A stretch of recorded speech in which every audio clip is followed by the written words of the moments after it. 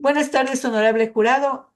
El caso que voy a analizar hoy es una acción de protección con número 30-21-IS/22 en contra de la Empresa Eléctrica Regional del Sur, alegando una vulneración de los derechos de las personas con discapacidad. A continuación, paso a relatar de forma breve los hechos de este caso. El accionante de este caso es una persona con un 66% de discapacidad que padece de insuficiencia renal crónica en estadio 5.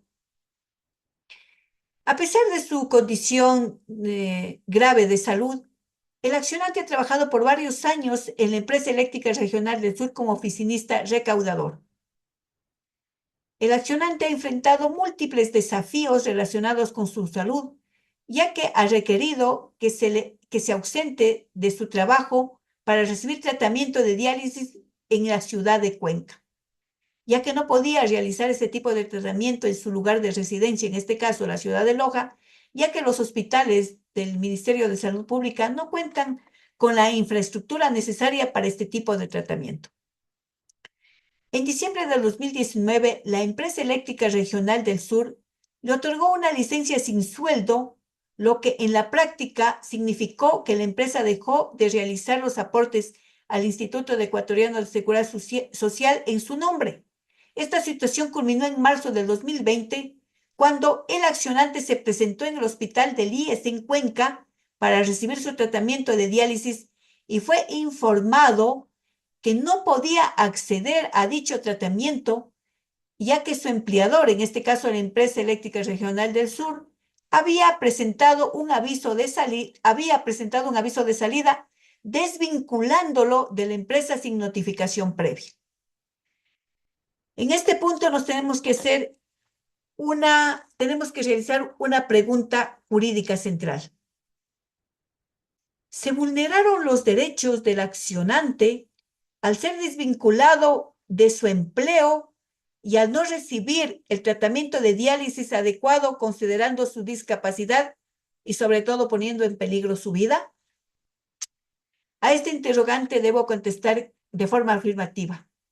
No solamente se vulneró un derecho, sino que se vulneraron muchos derechos que constan en nuestra Constitución, así como en convenios en normativa internacional. Uno de los derechos que se le violentaron al accionante en este caso es el derecho al trabajo. El artículo 33 de la Constitución de la República del Ecuador establece que toda persona tiene derecho a trabajar y a una remuneración justa. La desvinculación del accionante no solo afectó su estabilidad laboral, sino que también atentó contra su dignidad como persona con discapacidad. Asimismo, se vulneró el artículo 34 de la Constitución de la República, donde nos habla sobre el derecho a la seguridad. Este artículo señala: el derecho a la seguridad social es un derecho irrenunciable de todas las personas. El Estado garantizará y hará efectivo el ejercicio al pleno derecho a la seguridad social. Asimismo, se vulneró el artículo 66, numeral 2 de la Constitución, que nos habla sobre el derecho a una vida digna que asegure la salud, la alimentación, la nutrición, el derecho al agua potable, a vivienda, a saneamiento, a educación, a trabajo, a empleo, a descanso y otros servicios básicos necesarios para tener una vida digna. Otro derecho que el accionante vio vulnerado fue el derecho a la igualdad y no discriminación. Este derecho, en el artículo 11, numeral 2 de la Constitución de la República del Ecuador, dice que todas las personas son iguales y que gozarán de los mismos derechos, deberes y oportunidades.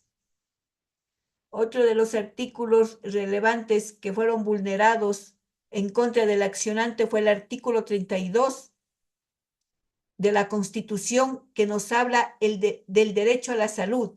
La salud es un derecho que garantiza el Estado, cuya realización se vincula al ejercicio de otros derechos. Es muy importante destacar que la Constitución es muy clara en establecer los derechos que en este caso fueron vulnerados, pero asimismo dentro de la normativa internacional tenemos un sinnúmero de derechos que garantizan el derecho al empleo, el derecho a no ser discriminado a las personas con discapacidad. Por ejemplo, tenemos el artículo 27 de la Convención de los Derechos de las Personas con Discapacidad, donde se prohíbe la discriminación por motivos de discapacidad con respecto a todas las cuestiones relativas a cualquier forma de empleo. Nuestro país es signatario de estas convenciones y por ende está llamado a cumplirlas. Al interrogante de esta pregunta que nos habíamos planteado, es obvio que se vulneraron muchos derechos al accionante.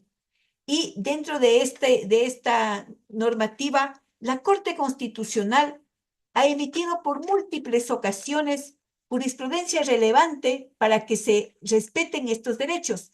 Por ejemplo, tenemos la sentencia número 11-19-IS/19, donde la Corte reafirmó que el derecho a la salud es un derecho fundamental que debe ser garantizado por el Estado.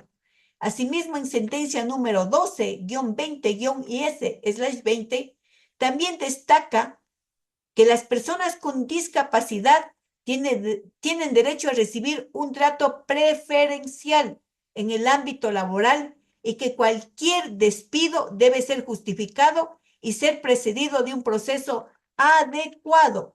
La Corte Constitucional es muy clara en destacar este respeto y garantizar que se cumplan estos derechos a las personas con discapacidad. Lamentablemente, en este caso, como hemos analizado de forma breve, se ha visto violentado el accionante, no solamente en el derecho a la discapacidad, sino a los derechos al trabajo, a la salud.